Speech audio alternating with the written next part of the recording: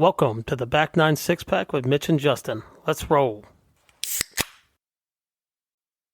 Hello and welcome to episode 114 of the Back 9 Six-Pack. My name is Mitch, joined as always by my esteemed colleague Justin. The week we wait for all year is over. I think we're both licking our wounds a little bit. That's one way to put it, I suppose. A little low energy on the pod tonight. Spoiler alert. I'm cracking something here, but it is definitely not a Miller Lite this week. This is to give me the energy to get through however long this episode lasts. Yeah. As you can probably tell, spoiler alert, neither of us won the Stampede this weekend. No. But we would be, bad form on us if we did not celebrate Bill Hounshell and John Faulkner for their win. Incredible work to get it done. Some just absolute stones out of Bill. John making some big putts too. And we kept it in the group chat. Bill's in the Elks Hackers chat. He is. I think 3 or 4 of the last 4 or 5 years now that we've got people in the group chat that have won, and we got to celebrate that. Yeah, and it's funny. So Wednesday night, I'm up at League, and John's playing in League, and I was like, "Oh, like you playing in the Stampede?" I didn't, we think we had a roster at that point, but or like what the flights were going to be, but I didn't even look to see who he was playing with. And his usual partner, I guess from like 2 years ago, I was like, "Oh, you guys back together since you're playing this year?" And he's like, "No." He's like, "But it's going to be real funny if we do real well because his partner last year was the runner-up with another guy, and he's like, it's going to be real weird if we do real well. Like, I'm just going to have to tell him, like, well, I'm not going to play with you next year." And then he ends up winning. So, yeah, shout out to those guys. It was, at times, a pillow fight, which I think a lot of that has to do with pressure. I think a lot of that had to do with, and I kind of went back through, and a lot of first-timers out there in the shootout this year. Guys that we've never seen in the shootout. It's definitely a different kind of pressure. You think you're ready for it, and then you get thrown into it, and it's definitely different. But those guys handled it well. Bill handled it in his own way. So shout out to him. I was feeding them beers behind the green after the first hole. But yeah, good on them. It's tough. It's a tough thing to win, and it's always fun getting that win. Yeah, they actually went to extra holes, which we hadn't seen. I don't think we've seen that since the year you guys won. No, Lance and Forrest, I think they were 21 or two. Were they? Yeah, they were. Might have been the year after you or us. Yeah, it was a year after us. That might have been the last time that we've seen extra holes. Yeah. So yeah, been a couple of years. Always a fun, exciting shootout. Love extra golf. Don't hate that. Yeah, bonus golf, always good. But yeah, we'll get fully into the Stampede, but please, if you are here, subscribe, rate, and review the show. Follow us on social media at Back9Sixpack. Hit the like button if you're watching on YouTube. And of course, you can always send us some fan mail. That link is down in the show description. I guess it's time. We can just go. We're going to dive right on in here.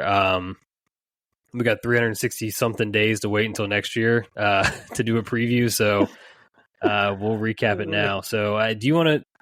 Who wants to bare their soul first? You want to, or you want me to? I'll do it. Yeah, let me do it. I will say my best thing I did all weekend. Bill Hounshell had a 3-foot downhiller to win the Stampede. He backs off of it, and I give him a beer to drink, which was a special moment for me. It was my best moment of the weekend. If that tells you how well I golfed, was feeding him a beer. But I can go first. Well, real quick before you jump in, I just want to update a couple people on the nuts and bolts of everything here. So you guys went 2-2-1 match record this year. You finished second in your flight. That moves your guys' record officially as a partnership, you and Ryan, to 18-6-4 overall. You've won 2 of the 6 years you've won your flight in that time. So that's kind of the background there. The mic is now yours. Well, starting with that, so that means we've not won our flight or not made the shootout 4 years. We've missed those 4 years by a combined 2 points. Yeah, half point each time. Yeah. And some sting more than others. A couple of those, we had some people come from behind. Those hurt. But we also lost our last match. Like, it was like kind of coming in, like, you can lose a lead that way, right? This was a little different. We kind of, we never played, we've always talked about it. Like, our second match on Saturday, we're 0-5, or like 1-5 in those matches. And I don't know what it is about that match. I don't know if it's like, we've always got off to a hot start, and it's like maybe we let our guard down a little bit. Maybe some more reflection on that. But we were talking, we're 1-5 in the second match. I don't know what it is. I wish I knew what it was. Interesting. And then, that third match on Saturday, we usually play well, and we never really kind of got it going. We ended up having that match. But we lost our second match. Shout out to Tom and Mark, man. They played incredible. We got out to a good start, won the first hole, and man, it's funny in these matches how like one shot can just change everything. In a blink of an eye. We win the first hole. I hit a great drive. I'm inside 200 yards in a par 5. Kind of hit it out to the right. I get a fried egg. Mark hits an incredible shot from like 260 to like 10 feet. It might even been inside of that. I can't remember, but it was close. And it just changed it on a dime, and it felt like we were on our heels the rest of the way. And it's because of how they played. You know what I mean? Like, Tom played good. Tom had, let's say he had like 2 birdies maybe. They got off to, no, he had 3, I think. But they kind of got off to a hot start after that first hole. And, man, it was like we were on our heels. They got up 2 points, and it was like a grind to just tie holes with them. They're just solid golfers. I mean, so we ended up losing our second match, have our third one. Nothing real exciting happened other than in our first match, our first tee shots, we were in pocket, both of us. And it was like a weird way of like maybe showing what was going to come of some future matches and what we were going to struggle with. We really struggled with both being in the hole the whole weekend, and that is a grind. And so we go into Sunday. I think we're down 2 points. We're actually down 2.5 because they don't have the tiebreaker. Obviously, Tom and Mark were leading our flight. Man, did we come shot out of a cannon on Sunday morning. Like, it was our best showing. That usually is a tough match for us. We've not historically played great in that match, in that fourth match. But, man, we came out fire, and I birdied the first hole. I lipped out for birdie on the second hole, but we still ended up winning. Ryan birdies the third hole. Fourth hole, we essentially both birdie. I had like a 3-footer. Ryan makes a 50-footer for birdie. Then we win the fifth hole, with a par on a tough par 3. We came out and won the first 5 holes. Like, all right, well, maybe Sunday's going to be a little different. We're back in this thing, right? Like, even if things don't go our way, these next 4 holes, like, we're probably going to, at a minimum, going to get 6 points. And that should be good enough to get us kind of back in the thick of things. Shout out to the guys we played, Todd and Scott. Todd turned it on. He actually ends up birdieing the next 3 holes after that. And we got 6.5 points, but it was good enough to get us back in the lead in the flight. We had a half-point lead heading into the last match. So it was like, we were up a half on the guys that we were just getting ready to play. And then the next group was a half point behind them, a point behind us. So it was pretty open, right? We're playing each other. We know it's going to be a grinder of a match. So there's not going to be 6 points scored by either of us. So it's like, all right, then we got to kind of worry about those guys coming from behind and kind of taking it from us if we have, or whatever it might be. But man, that last match, the more I think about it, obviously didn't turn out our way. We didn't make the shootout. But being our friends, Wes and Joe, Wes and Joe are incredible golfers. And it was just like, you don't realize the match you were in until it's over, right? And really until the next day. Like, I was still upset about it yesterday, right? And it had nothing to do with them. look, we lost. I hate losing. Like, I hate losing more than I like winning, right? Like, I think most of that's how we feel. But it was like one of those things. Like this morning, I woke up. I'm like, dude, what an incredible experience! Like coming down the stretch, like coming down to the last hole. We have last 3 holes, 2 holes. We got a shot to get in the shootout, and like we're playing some guys that are going to force us to play some really good golf to do it, right? You don't respect that until it's over, because right afterwards you're upset, right? But this morning I was thinking about, I was like, damn, dude, what a cool spot to be in. What a cool way to deal with some pressure, right? Like learn how to play in those situations, because we just don't get it a lot. I mean, I play in a lot of tournaments, but that kind of pressure with that on the line, you don't really get that a ton. And that was a really cool experience. But we kind of found out, we had a rain delay in that last match. Obviously, you know that. And you could maybe talk about that in your experiences. But so we come in and essentially find out, like, this match, whoever wins this match, or like we could have halved and made it, they had to win. But essentially, if they could find a way to win the match, they were going to be in the shootout. If we found a way to have the match or win, we were going to be in the shootout. We tie 7. I had a really good shot in there from like 6. I had to sit over a 59-yard like touchy wedge shot for an hour. I'm like sitting there, I'm like, I got to get out of this cart barn, because like it's all I'm thinking about is like how I'm going to hit this shot. I'm like, go up, talk to people. But we ended up tying 7. 8 was the break, right? It was like, okay, and we knew what was ahead of us. Like, we win this hole, we win either of these last 2 holes, we're in. If we have both of them, we're in. And it's like, let's just not give it to them, right? Like make them earn. If they're gonna make a birdie to win a hole, it is what it is. Mm-hmm. I had about 156 to a back pin. My problem is this, and people that don't know our course, this green spins off. Like, you could hit the center of the green. If you're hitting something hard, there's a pretty good chance it's going to come back off. And frankly, the front chip is, long's dead because there's a back pin, but front's not a gimme up and down either, right? Like, it's wet. No. It's, we just had like a half of inch of rain.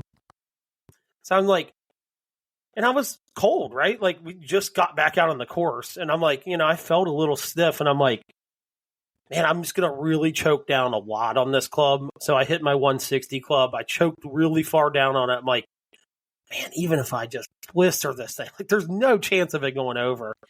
And what I didn't really account for is adrenaline, a wet golf ball that comes off with not a lot of spin. Even though I was from the middle of the fairway, hit it right over the pin. I'm like, shit, this is like, I'm sitting there thinking, like, I just won the match. Like, in the air, like, I'm like, this thing's going to be stuffed.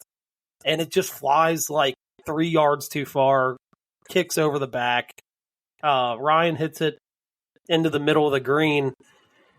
Green slowed up a lot after that rain. And he left about a 30-footer 10 feet short. Joe knocks it up, taps in for par. Wes also gets up and like chips it close. We gave him his putt. So they're in for par. Ryan's got about a 10-footer. Big lip. I mean, just lipped it. Then we get to 9, and, Ryan misses little green, a little left. He's got a makeable chip. Hits a really good chip up to like a couple inches. I had about 30 feet. I'd pushed my approach shot, but I was just like, it's got to be on the green. Like, I got to give myself a chance to try to make a putt. So I pushed it a little bit to a left pin and misread the putt a little bit and had good speed, but ended up missing it. They make, Wes makes his par, and they move on. And man, but what an incredible experience. But it was foreshadowing that first hole of the weekend, and we're both in pocket. I spent too much time, especially on Saturday, just not hitting good tee shots and kind of being out of holes. And so it put it, a couple holes where, Ryan's already going to have pressure because I'm like giving a shot back. Now it's like adding to that list of holes. Like, yeah, hey, I need you on these 2 holes. Now it's like, oh, actually, I need you on this hole too. And to me, essentially being the better player, like, I can't put them in positions like that. And that's on me. but he would admit he didn't play his best golf this weekend. It's kind of one of those things. It's like, God, we struggled, and we grinded the entire weekend because nothing was easy because we were not playing our best golf. And to come a half point short, it's like one of those things, like, again, holy crap. But it's like, we had no business being in that situation the way we hit the golf ball for about 3 of our 5 matches, really. But we had a good weekend. We're moving on. We talked last night. We hugged it out afterwards. He thought I was mad at him. I was more mad at myself for hitting the ball over the green. But the way I was kind of looking at it, if I could get it to that back pin and trust my partner who, is going to hit it on the green. Because he kind of told me, he's like, I'm going to, I'm aiming towards the center of the green. So I'm like, all right, he's going to be on the green. My job as the better player is to try to go in this thing, right? Hit it, fucking stuff it. Try to hit something I know can get back to that back pin, which is different than what we've talked about. But I think these matches you can get off that game plan a little bit because you're not playing your own ball. It's not a stroke play thing. When you're in a situation like that, my whole thing was like, well, I'm trying to hit this as close as possible. If I can get it inside 5 feet, it pretty much ends this match, because I had been putting well on Sunday. So I'm like, that was my thinking of it. Hindsight's 2020. Probably should have hit a 9. If it spins back off, it spins back off. But obviously that I would, if I'd known Ryan was going to 3-putt, that would have been my thinking, right? So, but no, it's another good year. But it hurts, man. Another half point. It just feels like Groundhog's Day all over again. So, yeah, sounds like the deciding hole for us was sort of a similar situation to what you guys experienced. So I'll get to that point. Yeah, but I guess let me rephrase. So you said you tracked some stats. Remember I told you the one stat that I was really going to try to track was like I wanted to try to make 3 birdies a match. Yeah. I made 7 birdies on Saturday. I made 5 yesterday. So I came up a little short of that. If you're averaging them out, I came up a little short of that mark, which, you know what, if I have one, if I end up 3, averaging 3 a match, we probably make it, right? So yeah, tough. That's it's this one, and we'll get into details here too. But I told you earlier how I think this one hurt me more than the time we finished 4th in the actual shootout. Yeah. And I can get into that, but yeah, this is going to be like it's going to be like a year-long hangover. I just know, like the way I feel right now, this is about the worst I felt. This was worse than how I felt when we lost. We were 1-4 last year in our matches. I would have much rather gone, I think, 0-5 than have it go down the way it did yesterday. So to get into that, Gunth and I were 3-0-2. We did not lose a match this year. Wound up 2nd place in the flight. We lost by a point. That moves our overall match record to 12-5-6. So back into a good place with the record of not losing a match. You can't complain too much about that. I will say the theme for us this year was we just couldn't finish matches. Like we had real opportunities to stack points, and instead of doing that, we let a hole slide that we didn't need to, or we kind of got into just like a comfy spot and it would just turn into a half or whatever. We only trailed in 1 match the entire time, and it was the Sunday morning match. We were down, I think we were down 2 with 4 to go, and wound up clawing back a half in that one. But the rest of the time, we led the entirety of the matches until they were over. But the 3 wins were 5-4, 5-4, and 5.5, 3.5. So like I said, we just did not, we didn't close out matches like with authority, right? Like it was more of just kind of get it in the barn and hey, it's a win, we'll be fine. But as you know, every half point matters. So that made a difference for us. Second thing I want to say is incredible golf from my guy Gunth. I don't want to put too much on myself. He's repeatedly telling me, do not blame yourself. But the way that he played, we should have been in the shootout yesterday. It's not that we didn't like lose a lot of holes because of me, but we didn't win many holes because of me either. You know what I mean? it was one of those, like, I only made one birdie out of 45 holes, right? Like, that's got to have a couple more of those. Yeah, you hit the ball too far to not, like, at least take advantage of some of the par fives, right? You know what I mean? Even if you're like, you didn't birdie any other holes and you just birdied like 3 par fives in the 45 holes, you know, because you hit the ball far enough. Like, you have a chance to get on the green in 2, you know, on most of the par fives. Right. You know, we did a good job of ham and egging, but it just was like, I left him on an island too often, like kind of like what you were saying with you and Ryan. And he answered the bell, like, God, it felt like 90% of the time. Like, the guy was an absolute grinder. A lot of like 5 to 7 foot par putts and stuff to, you know, half holes or end up winning because you put the pressure on the next guy to make it, and they don't make it. So, he played his ass off. So shout out to him. I think he made the joke because I'd been giving him the, you know, the horse analogy. And he had made the comment of like, you know, I wasn't just Secretariat. I wasn't just secretary. He's like, I was secretary at Seabiscuit getting Man of War. I was like, you were not kidding, man. I owe you a lot. So yeah, he played awesome. The stats I was telling you about here, I'll just kind of run through these so basically everything we've talked about on this show kind of came to fruition in like a very painful way for me during this weekend. I went back and went through all of our matches, all the holes, and I just wanted to track, all right, how many good drives did I hit, right? Like, not just fairways, but like, is this drive good? Was I able to hit a good clean second shot? Like, you know, nothing, like the drive did not cost me. Yeah. So I had 35 tee shots that were not into a par 3. They're 10 par 3s.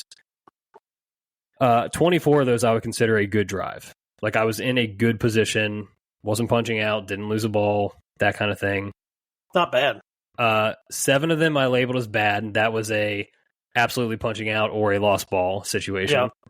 And the other 4 I just kind of put as neutral, right? Like, it didn't impact the hole, but it wasn't like I had to manufacture something. Yeah. For it to be good. So yeah, that's basically 28 out of 35 that were like, you know, either good or I was still alive. Okay, flip that over to approaches. Here's where shit gets ugly. 45 holes. I'm counting the par 3s on this one. I counted 13 times that I hit a good approach, meaning I hit the green or, you know, the fringe or whatever. Yeah. 15 of them I labeled as neutral, or like the drive. It was either meant that like it was okay, or the drive impacted it and it didn't really matter, right? Like, if I lost the ball, whatever, that approach doesn't really matter. But there are 17 that I counted that were just a straight up bad approach. And to take this a level further, the holes that I hit both a good drive and a good approach, only 8 of the 35. So I'm in a good position. I hit the green basically 8 times out of 24 good drives that I hit. Okay, good drive plus a bad approach, 11 of 35 holes. So essentially half the time that I hit a good drive, I wasted it with an approach shot. And that was either horrible chunk, wrong club, way long, things of that nature, right? Yeah. So it was the same shit. They just kept happening. I don't know where my irons are going right now. Like, I don't, and you just cannot play golf that way. Like, you cannot play good golf that way. No. No, especially at our course, right? It's not like the biggest greens in the world. And if you're kind of unsure of where things are going to go, it makes it tough. Yeah, and it's a fairly, not that you get like side hill lies, but you get a lot of like uphill or downhill lies. Yeah. Mm-hmm. So which that impacts, what club choice you make. You're like de-lofting things or lofting things that, it probably impacts it by 5 to 7 yards, right? Yeah. Depending. And you mentioned the small greens. It's also, there's a lot of tuck pins in this tournament. Put them in some tricky spots. There was some really good pin placements, I would say. Yeah. And so, you're effectively making the green size smaller too. So you're like having to be hyper accurate. That's not good when you don't really know what you're doing over an iron shot. yeah, just that stuff on repeat. But like I said, just to kind of run through the matches a little bit. Like we win our first two 5-4, 5-4. We get to feeling pretty good. Like I said, feel like we left a few out there, but for the most part, were comfy wins. Yep. Then we get to the afternoon on Saturday, and that's the match where, okay, shout out to Greg and Alan. Love those guys. A couple of older dudes. Saturday's a long day. They're not hitting it as far as we are. We're on the blue course. Like length matters on that side. Yep. We get off to a fast start against them, and just down the stretch, like I think especially on a 6 on blue, long par 4. I mean, Gunther and I have like 9 irons or less in our hands. They already had to hit essentially 2 shot or 3 shots before we even like got to our after like our to go hit our third shot. Yeah. And I dump a 9 iron long from the middle of the fairway. Gunn puts it on the green, really good shot. We're just short of the green, out of the bunker. But Alan gets up after hitting his, he goes like driver, hybrid, wedge or whatever. Yeah. And sticks a wedge to like 2 feet. And I don't get up and down, and Gunth doesn't get up and down. And then all of a sudden we lose a hole where was a massive advantage, like if you just looked at the tee shots, that kind of thing. And yeah, then we get to 8 on blue, and we're trying to close this thing out. Greg hits it out, so it's about the 2 of us versus Alan. And this happened several times. Every time that Gunth and I looked at each other and we're like, all right, let's be aggressive. And I would take the aggressive club. I hit it long. I hit a pitching wedge over the green, out of play. I'm dead. Gunth has to 2-putt from the back fringe to win the match. He ends up leaving the first one short, catches a hard lip on the second putt. We have that hole. Just that's the kind of way it went for us in closing out matches. I mentioned we came back Sunday morning to half the first match. We were down too early. That was a grind. The Garrigas, man, it's one of those where like you think you have a hole one, and then all of a sudden, boom, you get the Mongolian reversal. Yeah. On one on red, Gunth and I are both, we've got 15 to 20 feet for birdie on that hole, both of us. Jake's in his pocket out of the hole. They were both in the trees messing around. Tom's probably got about 25 to 30 feet from the collar, like the fringe and the rough, not the collar, but the fringe and the rough. Yeah. Buries it for par. We end up having that hole instead of winning it. The next hole sloppy for us. Gun's in his pocket. I'm, in the trees. Lose that. So just slow start, but we grind it back. But again, I think we got chipped in or putt off the green or chip in like 6 times on us, despite winning all these points. So that was tough too. But fast forward to the last match. We were down 1.5 points playing the team that's ahead of us. Shout out to the Brock brothers, good guys. And we're on the white course. So we're like, all right, we've got a length advantage here. It's the tougher of the sides. They have to look at us. We got to look at them. We know what we got to do. Yeah. We started on 9, short 4. We half that hole, flip over to 1. We win 3 straight holes, and it was like thought we had them down and out. Like they were struggling, not having a good time. We get to 4. We both pump it out of bounds. Greg makes a birdie anyway, so they're probably going to win that hole even if we don't play. But yeah. But we get over to 5, that's medium length par 5 or par 3. Second day in a row where I'm hitting pitching wedge into a par 3 and just fan it, shitty shot. Gunth hit, probably his worst shot of the tournament on that hole. We don't get up and down. They make a par, another lost hole. We get to 6. This is where the weather hits. Rain's coming down, but we're able to hit our tee balls before we get word that hey, we're shutting the course down. We got too much water on the greens. Awesome. So we're all in the fairway, or near the fairway. We go back, tell the group behind us, hey, course is closed. Like we're all going in. I don't want to call anybody out, so I won't name any names here, but they refused. They said they were not pussies, quote, and that they will continue to play. So we all go up there except for them. They keep playing their match, whatever. I get up there, let the pros know. They go out there. Eventually, they get them to stop or whatever. But at this point, they're already on the green of the hole that we were on, and we were waiting on a group in front of us. So they play through two groups. We have a weather delay, whatever. So they send us back out there. So now they're finishing up on the green. There's a group literally around the green waiting to chip on and finish out the hole that's in front of us. And then we're back in the fairway. So we got to wait. We already had like a half hour, 45-minute weather delay. Now we got to wait another half hour for two groups to finish the hole in front of us. Tough scene. Got to rise above that, I realize, but frustrating nonetheless. And just for the record, this is exactly why. So if it's a darkness thing, you can actually finish the hole, right? So when it's a safety thing for this purpose right here, right, where you're not screwing up order of play, things like that, it actually in an event like if you continue to play after a weather sound, it's a DQ. Yeah, like that's why they do it, right? One, it's a safety thing. Two, it's it's like you like you can't be a judgment call, right? When you're playing an event, like if it's the event organizer and they say we're stop and play, they're stop and play, right? So it does suck. And had it that group that did that, so they were only a point behind us. So like, if we beat the team that we're playing, but they score more points in their match and can get past us, then they could have advanced. So like, didn't end up mattering because that didn't happen.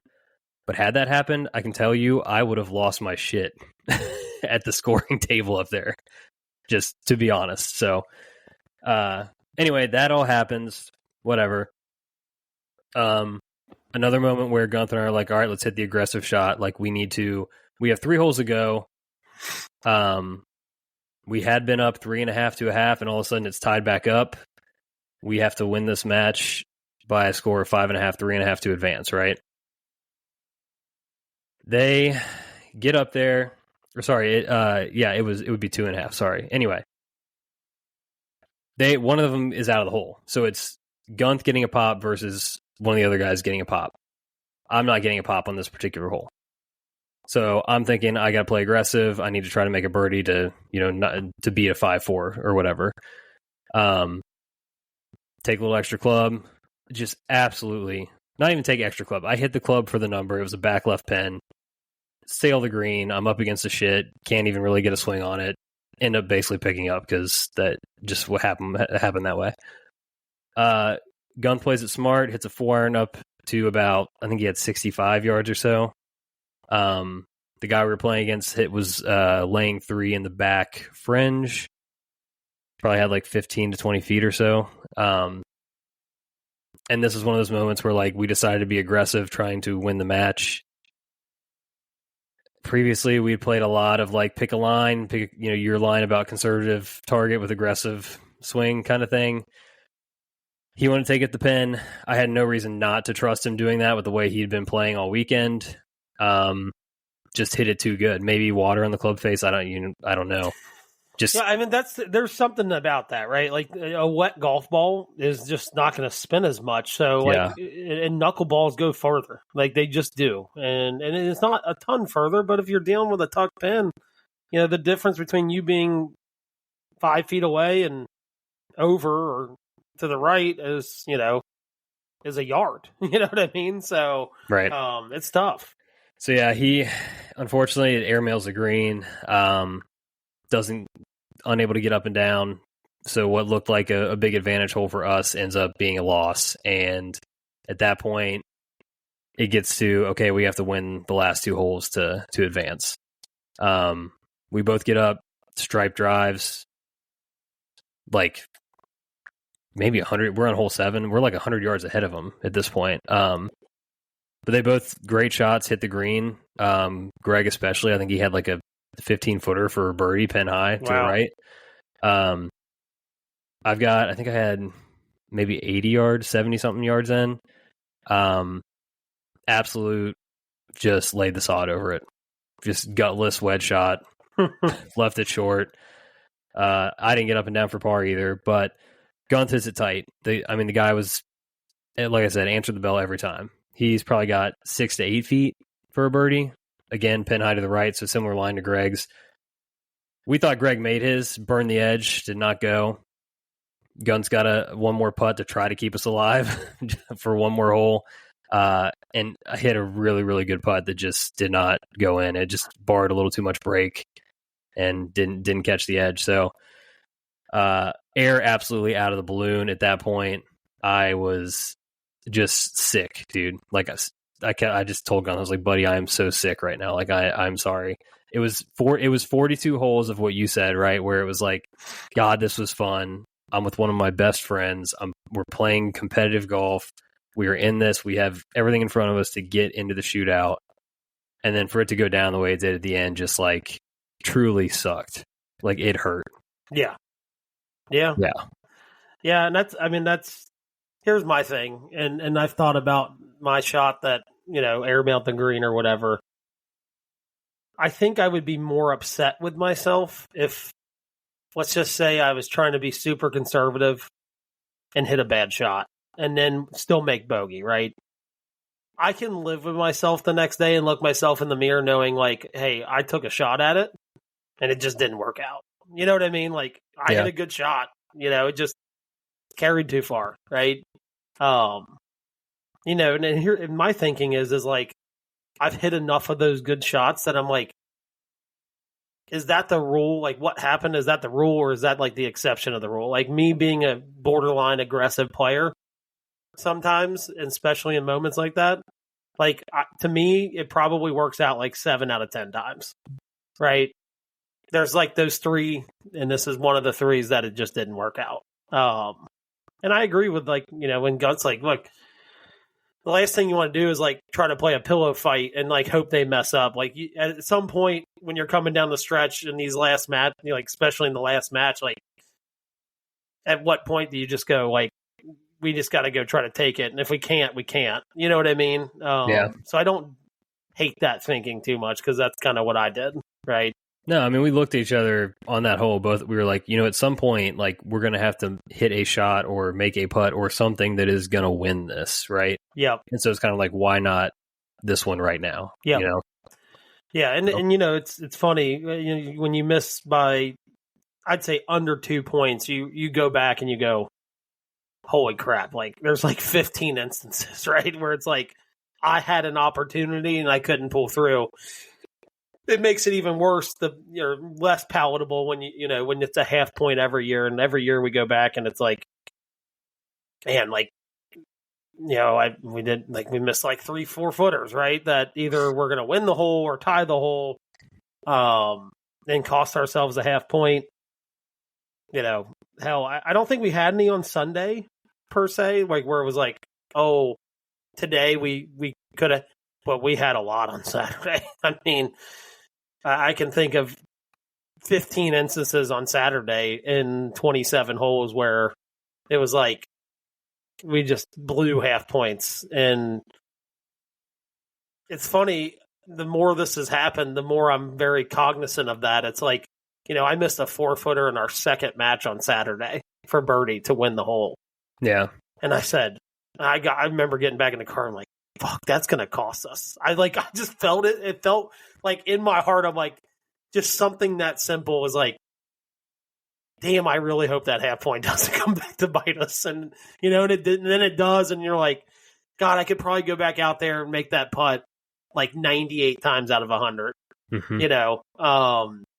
but yeah, it is that you get to a certain point where, and like, again, I don't want to repeat myself, but you're just like, it's time to take it. Like, we got to go out and try to take it. You're running out of holes.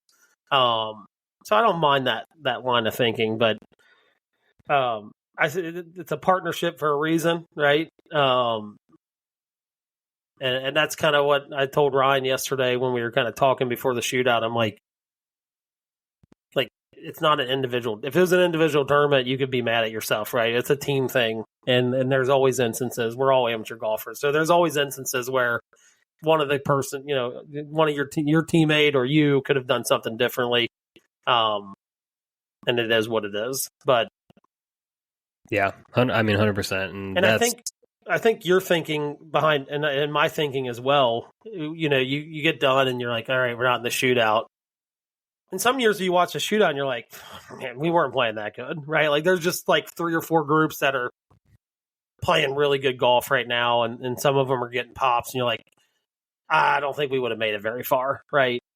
And then you kind of watch this year's shootout, and you're like, you see a lot of new people in it, and you're like, you see how it's going down, and you're like, fuck. Yeah. I mean, I would say, like, look, and this does not take away from Bill and John, or anybody that made the final or Final Four or anything, but you watch how it goes down, and you're like, that was probably one of the most winnable shootouts that I've ever witnessed in my 6 years of playing in this tournament. Yeah, that is definitely part of it, right? It's you see how it's going down out there, and all due respect to the guys who are out there, because we've both been there. We know how it feels. We know it's hard to hit shots under that pressure, but when you see some of the shots too, like we had a double chip off on the first playoff hole because 2 teams didn't even hit a ball on the green. Yeah. You got to be. There's a little part of you that's going to say, "Man, I could do that." Yeah. Well, and after Wes and Joe get knocked out from our flight, Wes hops in the cart, and I said, "Look, don't be too hard on yourself," because I said, "Really, let's see how the third playoff hole goes, because everybody's going to be popping there. Like heck, 2 years ago, or was it last year? We had 3 net eagles on that hole, and it's like, yeah." Like, dude, you don't get a pop. You're not at you're not eagling that hole. It's a 400-something yard par 4. I was like, you just wait until see how the third hole goes, right? If it goes and it's like you got a couple net eagles and you can kind of just wash it and like, look, maybe we make it to this hole, but we're not making it to the finals, right? And we're watching this go down, and it's like, like no one wanted it. Nobody. Like, we had a guy dump a third shot from like 50 yards into a left bunker. It's like, oh my God, like what is happening? It was 0 for 8 in terms of the number of players that hit the green regulation. Yeah. So, yeah. And we're sitting there, and West Coast, I officially hate myself. Like, it's like, yeah, okay, now at this point, like now that we're like, we've got a bunch of par putts. I don't think maybe there were net birdies. I think maybe 3 net birdies, but no, there was 1 net birdie, and then there were the net pars went into a chip off. Yeah, that's what it was. What happened. Yeah, and so you're looking at it, you're like, God, it's like it's not a super long hole for us, and it's like you're probably going to have a pretty good look at birdie. You're definitely making par. One of your partner or you. So it's like at the very minimum, you're in a chip off to go to the finals, and. So he was beating himself up because he 3-putted the first playoff hole. Yeah. After hitting a disastrous drive, he hits an unbelievable second shot onto the green, and then 3-putt. So he was kicking himself. But I told him, I was like, you just got to see how this third hole goes. And then you see the third hole, and you're like, fuck. I get it. I get it. I think it was the last time we made the shootout is when those Eagles happened. And it was like, we didn't make it past the first hole, but we weren't making it past the third hole either. So, 100%. But yeah, it was definitely the most winnable. Not a lot of shots from guys that like they're going out there weren't a lot of shots as like, oh, that's they're playing to win. It's like it was like the survival of the fittest, right? It was kind of like who can just like find a way to get the ball in the hole at all costs, for a par. And that's where it's like, that's when you kick yourself. You're like, God, I just would have loved to have a shot in this shootout. Yeah, 100%. All right. Last thing on the Stampede here. Well, I got 2 more things. First, though, I just had a question. I want to get what's your one word to describe your 2025 Stampede? Volatile. Oh, okay. Yeah. In a bad way? I mean, sometimes good, it was like, there was a lot of good, right? Like, I mean, I think I shot 38 in the first match, but I had 4 birdies. Like, like I don't care about total score in these things. Like, because I had a couple doubles, and I don't care about total score. Like, I'm like, I care about how many birdies I make, because that's how you win holes. Having a 6 on a hole is not costing you 3 or 4 shots. It's costing you 1 point. But 4 birdies is going to probably get you 3 or 4 points. And I had a lot of that where it was like, the Sunday morning round. Like, I think I only shot like 35, but I had 3 birdies. Like, it's like, don't hate that. Like, normally I'd be like 35, man, I could have probably shot 33, but it's like, I don't care. I got to my 3 birdie mark, and my partner had a couple. So, but it was volatile in the fact that it was a match to match thing. It was like I could come off a match where I just played really good, make 4 birdies, and I come in the next match and make 1 birdie. Don't hit the ball very well. Don't really do anything to help us win the match. It was just very inconsistent. Really, until Sunday, I struggled to get off the tee. But I like our last 2 holes on Saturday, I just kind of started thinking back on swing thoughts, and I just kind of found something off the tee, and I hit the tee ball better on Sunday. But it was volatile. There was no consistency at all, and which is good and bad, right? Like, there was some very high highs, but there was also some very low lows, and that's hard in a tournament like that. Yeah. I'll go with a bit of a double entendre here. The word letdown would be mine. I think it was both a letdown in terms of the way that it all ended and just like feeling like this was a real opportunity that got wasted. And then also the aspect of like, I feel like I let Gunth down. So he would hate me for saying that, and he would not want me to apologize, but I would like to go on the record with a formal apology to Gunth, because, buddy, you played good enough for us to be there, and you just needed a couple more holes out of me. We would have been in there. So yeah. The wasted opportunities definitely had some of those. But I think I need to put a formal apology. I like I said, I hate losing, and I don't ever want someone to think that I'm like a bad loser, but like, I shook hands and said congratulations to Joe and Wes and all that. But like, I don't want to say I stormed off, but I wasn't happy, right? Like, who the hell is going to be happy after? Like, they're our friends. Don't get me wrong. Like, if I'm going to lose to anybody, like, give me 2 people I like that I'm going to lose to, right? Because we've lost our flight to people that didn't really care for, and it's like, that really hurts. But I kind of stormed off. I hope they don't think I'm an asshole about it, but I was just in the moment. It's just kind of one of those things. Like, I just needed to get away from everybody for like 10 minutes. Like, I actually went in the pro shop and sat down and talked to Jackie in there. I was like, she's like, what are you doing in here? I'm like, Jackie, I'm just decompressing right now and trying to process the things that just happened. So I think I owed an apology to those guys because it was a big moment for them. And, I shook their hands and stuff like that, and, we were good, but, I just, like, I had to get away from everybody. Just like the competitor in me was like, I don't want to talk to anybody. I want to put a face on that says, do not fucking talk to me. And I wanted to go decompress for 10 minutes. So, but yeah, that pretty much wraps up our weekend. But I think we would be remiss without mentioning, shout out to our Men's Golf Association. Every year they kill it, with the addition this year of the long drive competition, which I thought was a lot of fun to watch guys, just get up there and crank balls, and the champions dinner and everything. We got a sweet shirt here.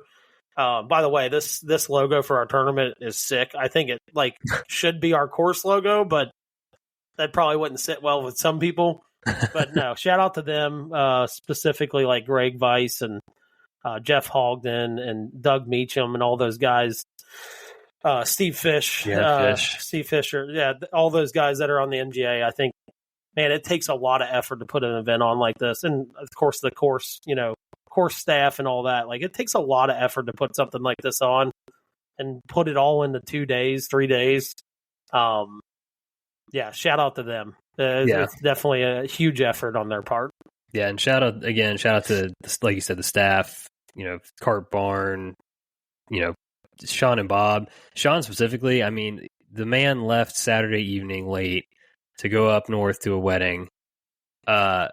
Went to bed about 2 a.m., set an alarm, got up at 4 a.m. to drive back home to the course to get ready for Sunday morning. So he was out there late running the shootout at the end there on 2 hours of sleep. So super appreciate him. It's, does a great job. Yep. Yeah, absolutely. And I think shout out to our members. I think we almost got to $1,000. I think by the time we pay out the winners and stuff like that, we'll probably be at over $1,000 going to the staff. So, shout out to our members for taking my heckling during the shootout and collecting, throwing money into the bucket. So yeah, that's awesome. One last thing on the Stampede. Big Pat, Mr. 5-4 himself, wrote in a little fan mail today. He said, guys, another fun-filled Stampede week is in the books. Congratulations to the champions and everyone who participated. There are many teams with matching golf attire this year. Do you like this trend or not? Should it be or could it be a future requirement? Throwing you guys lighthearted questions today. Big 5-4. I don't know that it should be a requirement. We do it. I know you guys do it on Sunday. Same for us on Sunday only. I do think it's nice when I don't want to be God, I can't speak tonight. A bystander or a onlooker, a fan watching from behind the green. But it's helpful when the players are matching. 100%. Yeah. You can identify who's who from quite a far away. It was funny, a couple of the teams in the shootout, and it's like, who's that? It's like, I knew like Phil and Winkle had black on, right? Like I knew, like they didn't match shirts, but they just had like the same color shirt on. So I'm like, I knew that was them, right? Like I knew they were swinging. But yeah, it definitely helps in the shootout to be like, oh, like I know who was wearing that shirt, right? And like in partners, so it definitely is helpful. Look, I would love for it to be a requirement. There's just like guys that just don't like to do that, and I get that, right? Yeah. We actually started matching both days because we've got enough shirts now that we always get one new one for Sunday, but like it's we usually wear what we call the OG pineapple, which is the ones we want in. Full button up Puma shirt. Those things are sick, man. I'm not gonna lie. And I let the chest hair fly. It's a little intimidating, I think, maybe for some of our competitors, but I love those shirts. Those will always be in the rotation. But just an FYI, we went with a Bill Murray's company this year, and I think they called it like Pineapple Parade or something like that. It was a sick shirt. I loved it, but I wish everybody would do it. I know some people that's just not their thing, but I love it. And by the way, Tom and Pat looked awesome on Saturday with those red shirts, like Hawaiian red shirts. I love that. I don't know what I can't remember what they had on yesterday, but they did match yesterday too. I love when people do it. I would love for it to be a requirement, but it's just sometimes it's not people's thing, and I get that. Yeah, no, I think overall, I mean, obviously we do it, so like I'm in favor of it. But I also understand, you're two grown men. If you don't want to match your buddy in the cart, I get it, Yeah, I think the people, obviously I stayed in a hotel this week, and like these people are like, what's this dude's like? You run into the same people, right? Like they're there for the weekend. Both days I come down, these people are like, what the fuck is this guy's infatuation with fucking pineapples? He's like, he got a full button up yesterday, and now he's got this like crazy like yellow and blue pineapple shirt on today. I'm sure I was probably a topic of discussion amongst the many basketball families that were staying in my hotel that weekend. So. Yeah, being a middle-aged dude wearing pineapple attire at a hotel would certainly potentially put off a certain vibe. Yeah, well, and, and I'm telling them, like, they're like, oh, like, what are you in town for? I'm like, well, I actually live here. And they're like, what? Like, I live 5 minutes away. And I told them, and the guys got it, right? Like, they're like, that's kind of cool. I gave them the whole story, like, wife's usually out of town for this. It was kind of one of those things, like, I'm not going to see you anyway. The guys got it, but, like, I definitely got some looks from the women. Like, for sure. Like, what? You're staying 5 minutes from your house? That's a little weird. Ugh. Yeah. With all pineapples on. Goodness gracious. Oh. All right. That is a wrap on the 2025 Stampede. Unfortunately, we'll be back for 2026 next year. Maybe I'll be fully healed by then. But for now, I still feel pretty sick. So we're just going to move on. Do a quick Open Championship recap. I know, you and I both try to catch a little bit here and there, especially those early mornings, but again, tough when this falls on this weekend. I also had work stuff the whole week before that, all company meetings. So like just didn't really get to catch as much as I'd like to. But hey, Scotty Scheffler has won the 153rd Open Championship at Royal Portrush. Clockwork here. Yeah, for another 4-shot victory over Harris English. Let me hit you with the 6-pack summary here. Scotty's 4th career major. All of them have been by at least 3 shots. The 2022 Masters, he won by 3 over Rory. The 2024 Masters, he won by 4 over Ludwig. 2025 PGA by 5 over Bryson, Harris English, and Davis Riley. And the Open by 4 over Harris English. Harris English has only been beaten by one guy in the last 2 majors, and it just happened to be the best player in the world. So yeah, tough break for him. By the way, having a pretty good season. I mean, Ryder Cup, here he comes. It's going to maybe, 20 years from now, we're like, man, it's like how many majors would Harris English have if it wasn't for Scotty Scheffler, right? Because we always do that for Phil and, those guys that played during Tiger's Day. It's like, yeah, dang, like, if Tiger didn't run away from these majors, by 6 and 10 and stuff like this, it's like, how many majors would Phil have, right? And so it's interesting to see that. But congrats to Harris English. That's still a great year to come, second in 2 majors. That's pretty good accomplishment. Yeah, he might be like the Chris DeMarco of this era, Yeah. Yeah. The guy that finished second in some high-profile spots at Tiger, so yeah. Yep. Next up, Scotty's only the 3rd player to win multiple majors by 4+ strokes in a single year. That is joining the likes of Ben Hogan and Tiger Woods. Pretty good company. You like to be on those short lists that include those names if you're a golfer. 100%. Next up, too, Scotty. This is all Scotty Power out here. He's won 4 majors and 13 PGA Tour events now since his first title at the 2022 WM Phoenix Open. Damn. That is 17 wins in, is that 3? Not even 3 full years? Not even 3 years, yeah. That's playing pretty some impressive. Golf. Yes. Yeah. Especially those majors, for sure. So, quote here from Shane Lowry that I thought was interesting. Shane says, I played with him the first 2 days, and honestly, I thought he was going to birdie every hole. If Scotty's feet stayed stable and his swing looked like Adam Scott's, we'd be talking about him in the same words as Tiger Woods. Wow. Something to that, Wow. Yeah, I saw a slow motion video of his golf swing, which I've never seen, right? Like, we know the whole foot thing and all that. Yeah. I wouldn't call even that, a lot of guys like, you got your Jim Furyk's, right, that like have that goofy loop, but he always kind of like got it back into like a traditionally good position, even with doing what he did, right? Like, we've always had guys like, yeah, he does this, but he gets it into the right position. Yeah. Scotty doesn't even do that. Like, it's like he's got like, massive bend in his right elbow. Like, it's like just stuff that is like traditionally people look at and go, God, like how does this guy hit the golf ball? But it is truly one of those things. It's like golf nowadays. It used to be like every teacher taught the same swing, right?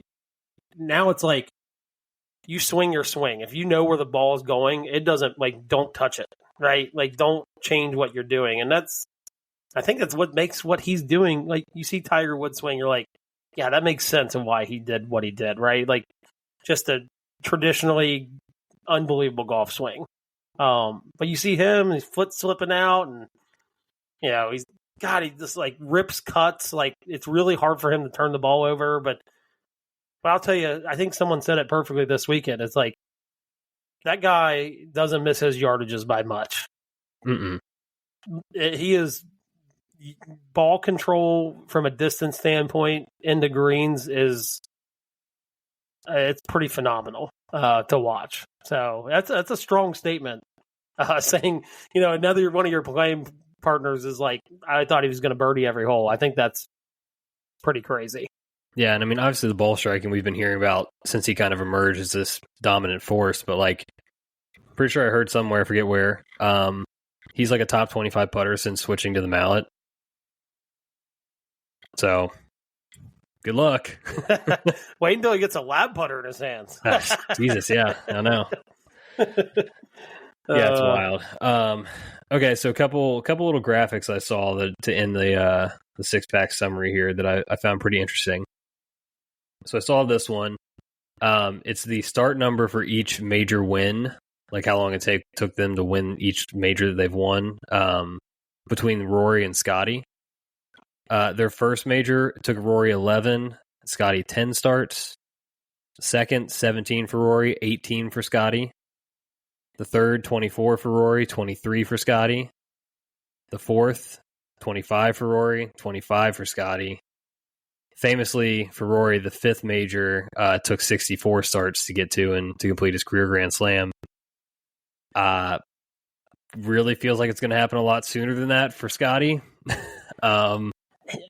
If you ask me, let's just say at the beginning of this year, it was like, hey, Scotty's going to come within one major of having a career Grand Slam. Which one do you think is going to be left? And I probably would have told you the Open. Like, I think the U.S. Open, it's like, the U.S. Open sets up so well for him. It's like you have to have ultimate ball control, distance control, because there's just so much trouble around, right? And it's like, for that to be the last one is a little surprising, I would say. But I don't know if you saw this stat, too. Between their first major win and their fourth major win was like 1,197 days. Tiger Woods, to the day, they both were the same amount of days between major, like first and fourth major wins. Interesting. Like if that's not like a golf gods thing, like that's pretty remarkable that it was the same amount of days. Yeah, and I mean, I think that would bode well for Scotty's trajectory then if he does continue, because I mean Tiger won those first couple. Then he went through the swing changes and all that, and then that's when he started to stack them, right? Like it was like you just said, the first four in that 3 or 4 year period, and then it was like a rocket ship. Yep. Within that next 10-year window. So if Scotty's following that kind of trajectory, I mean that's pretty amazing. That would be wild to see happen. Yeah. Especially just like Tiger was not the best to his body or his career in general by his own choices and stuff. Scotty seems like a very obviously grounded, level-headed person with a swing that just looks like it's going to last. He's not. Tiger's swing was always very violent. Yeah, Scotty's definitely not like that at all. Yeah, you got to think longevity would be on his side too. So like, we're starting to truly get into some interesting territory now. Yeah, I would say. I think for me, now it's been over 2.5 years. So it's like, if he comes out next year and does this again, it's going to be like this might have some serious longevity to it. Like, I mean, just think if he didn't cut his hand making ravioli over the winter. God. Like, because he didn't play in the first 3-4 tournaments of the year. At least he was like not right until April. It was late in the. I think he ended up playing he played in the Waste Management, right? And that was like his first tournament. But it takes some time after having an injury like that to kind of come back. Yeah, so he didn't really find form until about April. Yeah. Yeah, tracking back to your comment about the career Grand Slam thing, I remember this vividly, and she's reminded me twice about it since. But back in April when we went to breakfast or brunch for my mom's birthday, shout out to my mom. And my mom asked me a question like,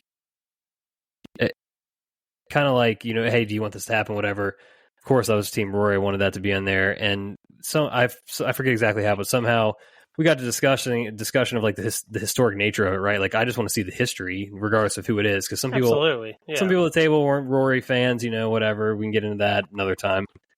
But I'm like, I just want to see the history of it. It's only been 5 guys to do this, Yeah. And I think Susie was kind of like, do you think we'll see it again? And I was pretty much like, just given the nature of it. At the time, he still needed 3 of them, right? Yeah, I was like, just by given the nature of it all, like, I don't think so. It's just so hard to do. It's really hard. Like, and 3 months later, here we are. And she's texting me yesterday, like, see, I told you. Like, he's going to get a shot at it next June at the U.S. Open. He's only 29. He's probably got 15 more chances. Yeah, minimum. Yeah, minimum. Early mid 40s. He could still win a U.S. Open in that. Yeah, like at this point, I'd say the bet's on that he's going to do it. But like, it's crazy. Just a couple months ago, I was like, I don't think I'll see it again in my lifetime. Never. now I'd be willing to bet that I will see it in my lifetime. Well, because I think most of us had the mindset of like, yeah, I bet Scotty could probably stack a couple more Masters, right? And maybe throw a PGA in there. Yeah, the U.S. Open, even to me, like you said, that felt more inevitable to me than an Open did. It did. Yeah, I definitely thought that, like, the Open would be the one that would elude him the most, probably. But now we sit, and it's like, it sets up well for him. I think we're at Marion next year. Might be Shinnecock next year. Oh, yeah, it is Shinnecock. Sorry, I think Marion might be the next Marion's year after coming. that. Yeah, it's coming. But, yes, it's Shinnecock next year. But, yeah, now we sit here, and it's like, guy's going to get 15 more cracks at this. You know, it feels almost inevitable at this point. Yeah, and he doesn't have the scar tissue to break through like, Rory did and all that kind of stuff, right? Yeah, like this is... yeah, exactly. Well, and I think it goes to show you, like, his just general mindset. Obviously, I think everybody's seen the interview at this point, the interview question that he got before the tournament started. And just is like, yeah, pretty much, it's almost like he just doesn't care, which makes it like, there were moments in Rory's chase for his Masters where it's like, the dude just cares too much. You know what I mean? Mm-hmm. Like, he cares too much of what this is going to do for his legacy. And Scotty's just kind of like, yeah, I only care about being a really good dad and a really good husband. Golf is not what I'm alive to do, although this is my job kind of thing. And it's like, that guy with that mentality of just like going out there and it's like, I'll quit golf the day that it costs me being a good dad and a good husband. It's like, and then he's that good. It's like, that's a scary combination probably to have a guy out there that just, he cares, but he doesn't like care to the point where it's like, it's affecting how he's playing. Exactly. Yeah. It's true. I mean, this is what everybody says those things, but it's different to live it, right? Like, yeah. There are people that, work becomes their identity, or their perception of their value or whatever. And he just does not derive that from golf at all. No. And it makes some people mad. They're like, Tiger's a stone cold killer. I think every high producing person, or like however you want to call that, right? Or really good at what they do. Everybody's like a little different. And like, when you get someone that comes through like Tiger, it's like, well, if you're going to do what he did, that's how you have to do it. Like, there's no other way to do it. And I think that's so wrong in so many ways. Like, there's so many ways to go about it. And he's doing it in his own way, right? Like, he's not going to be Tiger. Why try to go be Tiger Woods? There's only one Tiger Woods. And he's kind of doing it his own way. And there's many ways to be successful, and I think he's kind of found his path. And when he says it, it's like, I think if Rory said it, you'd be like, like, I don't believe that. Yeah. When he says it, you're like, yeah, I think that's like, you could be like, that he's telling the truth. Like, and you wouldn't even really, I didn't question it at all. Yeah, I think, kind of to your point about there's many ways to go about it. I think there are people that maybe sacrifice their values or a little bit of who they are to get there. Yep. And that's one way to do it. That's like the Tiger Woods way to do it, or maybe even the Michael Jordan way to do it, right? Yeah, because there's always stories like, he had a gambling, Michael Jordan had a gambling problem, right? Or like, teammates weren't necessarily the biggest fan of him, or, didn't really things like him. That. He's kind of a dick to people, Yeah. But then there's the people who I put Scotty in this category who like they're great because of those values and who they are, and because they're true and authentic to themselves. Yep. Exactly. Yeah, that was an awesome moment. I hope people go back and watch that, seek that out. Just like almost too much perspective. It was just such good advice. Well, honestly. You see the end of the tournament, right? Like I went back and like, I'm like, I'm going to watch the last couple holes last night, and you see the end, and it's like, dude walks off the green, and he's immediately dad. Like, got the son, and it's not some photo shoot, right? Like, it's not, like, Meredith, boom, here you go. Like, you've been playing golf for 5 hours. Like, it's your turn now. Like, in like a true one of us situation. But I really love the ad that Nike put out. I don't know if you saw it. I did, yeah. It was like, you've already won. but another, an Open what doesn't hurt, a win at the Open doesn't hurt or something like that. I was like, Nike always figures it out how to like really play into their people, and I thought that was fantastic.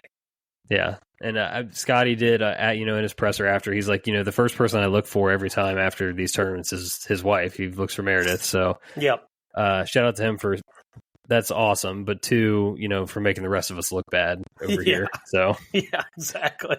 Last thing in the 6-pack summary, one more graphic here. Jamie Kennedy on X. He always posts this every year. The final leaderboard of players who played all 16 rounds in the majors in 2025.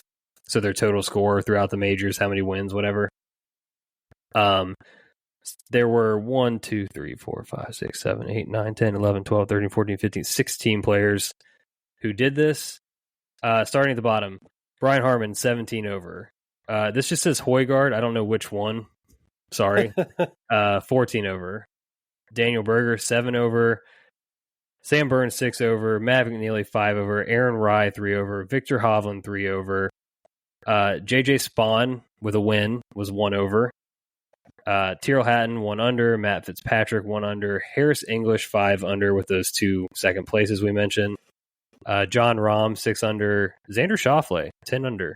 I wouldn't have guessed that he'd be third on this list. I would not have guessed that. Rory McIlroy, 11 under with a win at the Masters. And then Scotty Scheffler, 32 under par. Good God. With 2 wins. This is the second time that Scotty has won this non-existent title. 32 under in 2025 with 2 wins. And 2023, he was the lowest under par in the majors, but did not win a major that year. Wow. Last year, Xander was 32 under as well with 2 wins. 2022, Rory was almost 30 under and didn't win a major that year. And then in 2021, John Rahm was 24 under and won 1. Thought that was very interesting. Yeah, definitely some surprising names on there. One, Daniel Berger, glad to see him back. Yeah, making all 4 cuts at the majors. Aaron Rye, I mean, not like a guy that's going to blow you out of the water as far as talent goes. Right. Pretty high up on that list. Xander definitely surprised me that he was that high on the list. Not that, I guess he wasn't like in contention, most of the time, but clearly played really, really well. There were some surprising names on that list for sure. Yeah. All right. We kind of alluded this. I forgot to ask this question directly though. On the record, do you think Scotty gets the career Grand Slam done? I think he does it next year. Yeah, I really do too. Yeah. I mean, especially knowing it's Shinnecock like that. That requires some serious precision, and that's what his game is, So yeah, 100%, total agreement. One and done. We stink so bad. We're just truly bad. Yeah. I don't know Brooks. I don't know why we took Brooks. I think R.I.P. to Brooks. He might be done. Just gone. He might be. It was. I told you on Thursday. I got up early and was watching his round, and it's like he gets to 11. Hits his first one in the tall. Like some of the stuff right off, it looks really thick. It's really, I mean, it's wispy, right? Like you'll find your ball in there. He hits this ball like deep in the stuff where all the thick stuff is. And he hits his provisional in the same stuff. And I'm like, oh my God, we're going to like be out of it almost on the 11th hole. And he actually got off to a halfway decent start. He's like 1 under through 8. Ends up taking 6, does find his first one. Thank God. Because I think he was going to go and have to go back and be hitting like 5 off the tee. It was not going to be fun. But yeah, I don't know why we took him. He might be dead. Like he might be. I don't know what else to say. We're way back. We're in 3,664th place. None of this matters anymore. We don't even have $5 million yet. But it is the 3M Open this week, and we will make a pick to continue out the thread here. We will never give up, even though it's not going to matter. Got anybody? I mean, this is essentially like the Tony Finau Open. Is he in the field? Yeah, but we've taken him. Oh, yeah, we did take him. That's right. Oh man, let me look at the odds boards here. My early nomination would be Kurt Kitayama. T6 last year, and he's coming off of a T14 at the Barracuda and a T5 at John Deere. Similar fields in those events. Yeah, I don't hate that. Or even, this is probably going to be a popular pick, but like Chris Gotterup's in the field. Yeah, he's kind of like on a low-key heater right now. Not even low-key, he just is. Yeah, he's just on a heater. Yeah. Yeah. I'm with you. I wonder, my only fear with him is like, does the steam, just you go on this run, you get your win, you finish third at the Open, now you come back home, you just kind of chill. I also like Michael Thorbjornsen. Yeah. He's got like a not like a chance, like it's not like he's gonna automatic qualify, but like if he plays good, he's got like an outside chance of like being in the Ryder Cup discussion. Yeah, and this is a place that like I'm pretty sure back in the day, not that long, Matthew Wolff, I think, won his first start here. Yeah. Or his first tour event here. I kind of like just the young bomber vibe. And his last three, T14, T21, T4. Yeah, let's go with him. I like that. I kind of like it too. Yeah. Just take a shot on a young guy and see what happens. And again, like I said, like his name's been brought up in Ryder Cup discussion already, and it's kind of one of those things where it's like, he's probably looking at it like, if I finish strong, I might have an outside chance at doing it. So, let's go with him. I like that. Nice. We'll have some fun this week. Let's track Michael Thorbjornsen, see if we can get a dub across the wire here. By the way, I mean, American golf from a standpoint of like future stars is looking really bright all of a sudden. You got the Chris Gotterups of the world, Michael Thorbjornsen. I think he went to Stanford, didn't he? I think so. Yeah. Some decent talent coming up. The staying power's yet to be seen, but definitely some bright spots. Yeah, we don't forget about Luke Clanton in there either. Yeah, Luke Clanton. Expect some things out of him as well. Yep. Nick Dunlap, I know he's struggling this year, but he's had his moments, obviously. So, yeah, that's a good shout out there. All right, it is time. Had plenty of these throughout the week. It is Patio Beers time, where anything goes.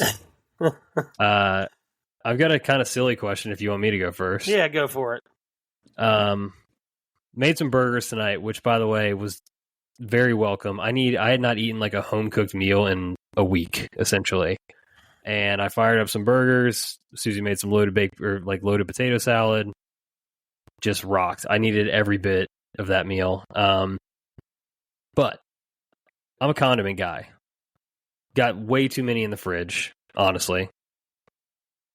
But if you could only eat one condiment for the rest of your life, what are you picking? Oh, I'm going to get roasted for this. You're going to say ketchup. Yeah, I got to say ketchup, man. I'm a big ketchup guy. I knew it was coming.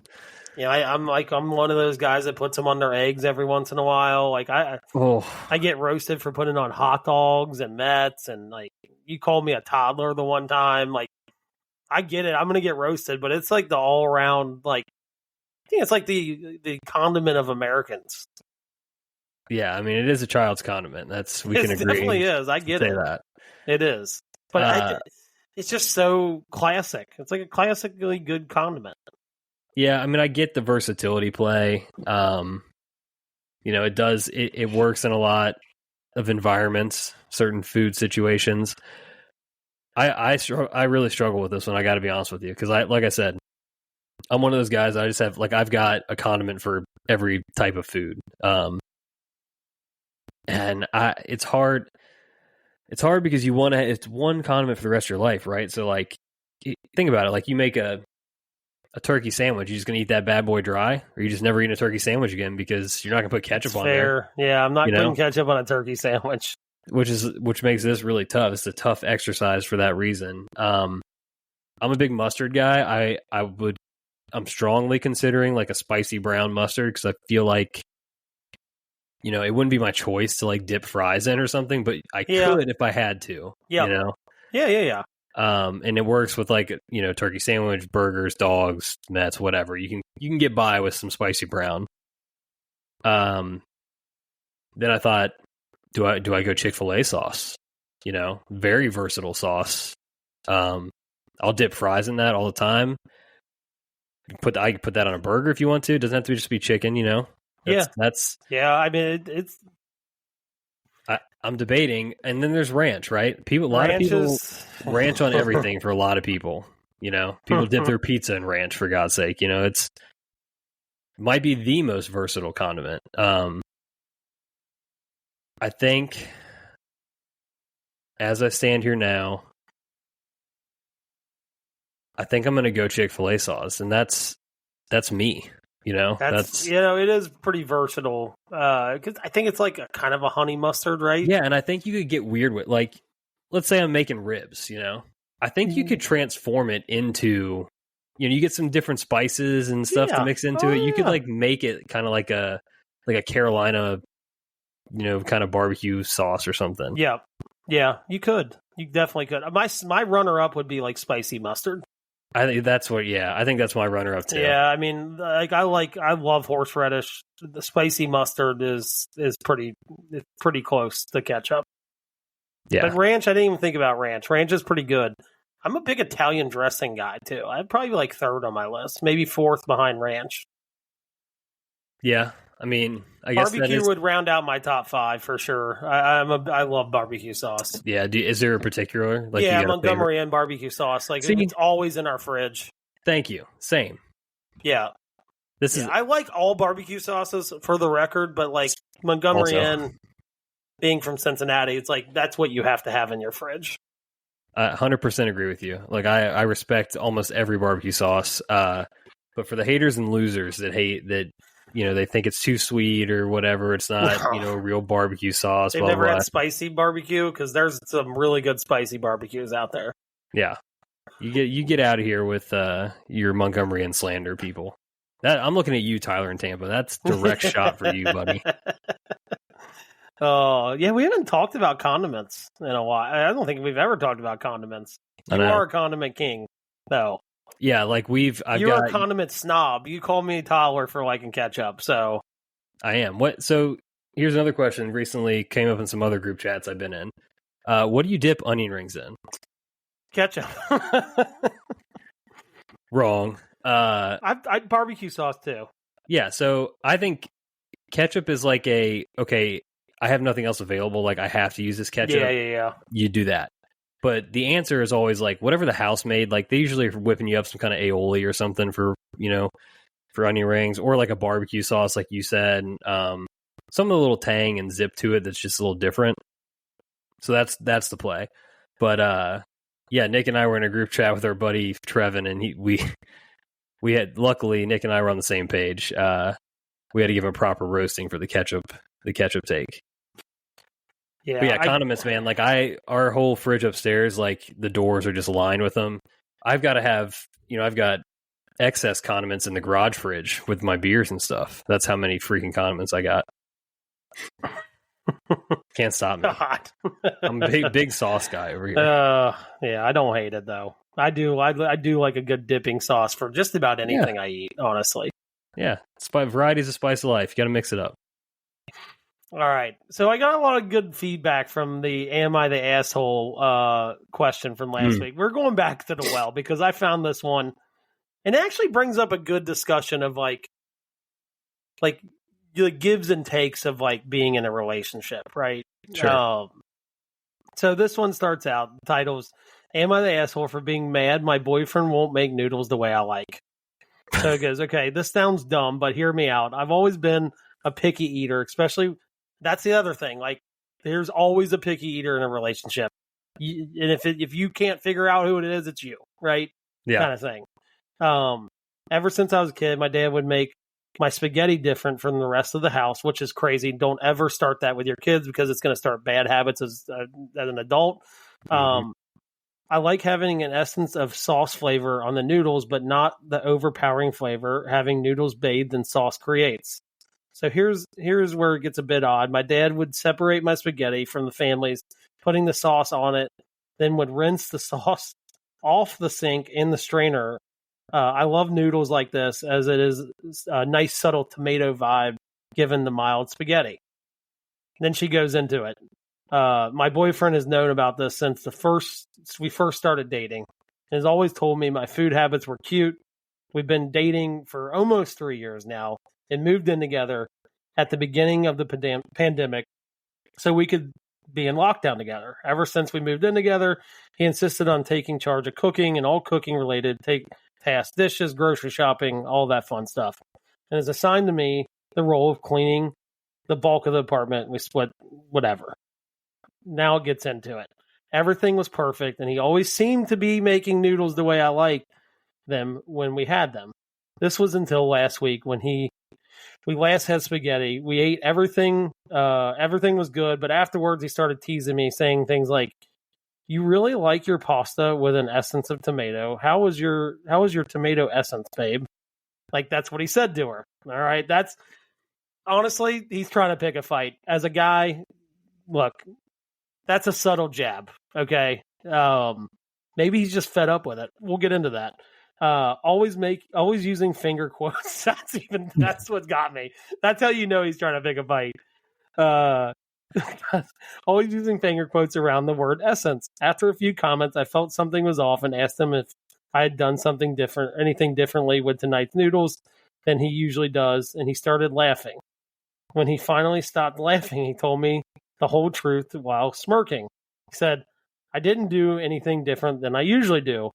I have never been making it the way you have requested." Now she just feels like she's living a gigantic lie at this point, on top of him trying to pick a fight. Apparently, the entire time we've been living together, he's just been skipping the pasta sauce on my noodles entirely. He claimed that if I didn't notice this for this long, then it shouldn't matter that he is making dinner in a way that is easier for him. I disagree entirely. I think the lying was a huge breach of trust, and so was the refusal to make dinner how I wanted. And I've admittedly been acting passively aggressively to him since, but he thinks he did nothing wrong, that I'm overreacting, and that I need to let it go. Is she the asshole for this? I mean, God, there's a lot of asshole to go around in that whole thing. They might both be at fault here. Look, the preparation of the noodle situation, like, yes, she is the asshole. Okay. Yeah. Yeah. Like, I'm sorry, but I'm not your dad. Like that. Yes. I've said that to a girl I dated. Like, she was like, "My dad does it this way." Well, I'm not your dad. So, like, I don't know what to tell you, you know? Yeah. Like, go live with your parents the rest of your life if that's what you want. Like, I don't know what to tell you. Did he approach this in any possible correct way? No. Zero. Like, that guy sunk his battleship like 4 different times in that one thread of stuff you just read. But yeah, man, like, I think at the beginning you just say, you know, I'm not gonna, like, if you want your spaghetti that way, like, you're gonna have to do that. Like, you're gonna cook, right? Yeah, I'm not doing that. But to sit there and feed her just straight noodles, like, with a straight face, having not done it ever, is psychotic.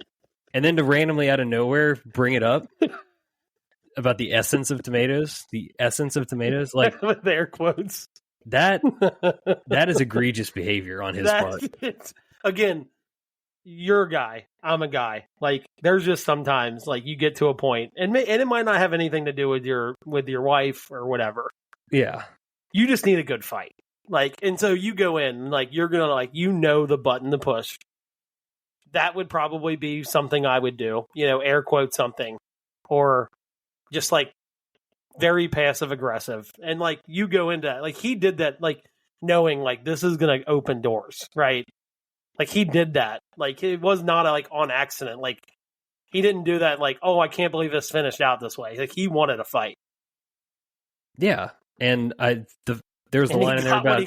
He got what was coming for him. There's a line in there where she made comment that, like, he would say that her food habits were cute. Like, buddy, if this is a problem for you, you don't go around saying these things. No, you don't. Yeah, that's the thing. So he set up himself, like, by saying that. Like, yeah, in the beginning. Like, that, to me, if someone's, like, if I was on a first date and someone was like, you know, here, I only eat these types of food, and then that conversation came up, like, I only eat my spaghetti like this. Like, I'd be like, I'm not going to lie to you. That's weird. Like, and like I never dealt with that before. It's funny. I had a fraternity brother, like literally was like bread, pasta, pizza, pancakes. Like that's all he ate. Like there was nothing outside of that. And like when he finally like met his wife, like she admitted like she never said they were cute. It was cute. Like, and then when they got married, like he finally like started exploring other foods just because she didn't like bend into it, I guess maybe. Which good for her. You know what I mean? But like he's like bending into it and then all of a sudden he's mad about it. It seems I think he is kind of the asshole in this situation. Like I would have been on his side if he had to handle things differently. But you know, he kind of set himself up and then he went about it all wrong of how to like expose this to her. I think I might be on her side on this. Yeah.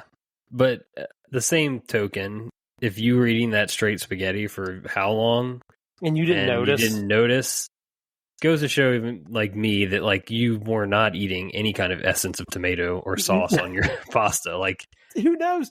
You know, her dad's probably man enough not to admit it, but maybe he might have been doing it. He might have been doing what this guy was doing, and she just never knew. And also, how would you not know? Like, there would be some kind of red. You would be able to tell. Yeah, I don't know, but I do think I would have been on his side if he'd gone a different way about doing this. Yeah, I think definitive answer. He's definitely the asshole for the way this was all approached. But she's the asshole for eating noodles with the essence of tomato.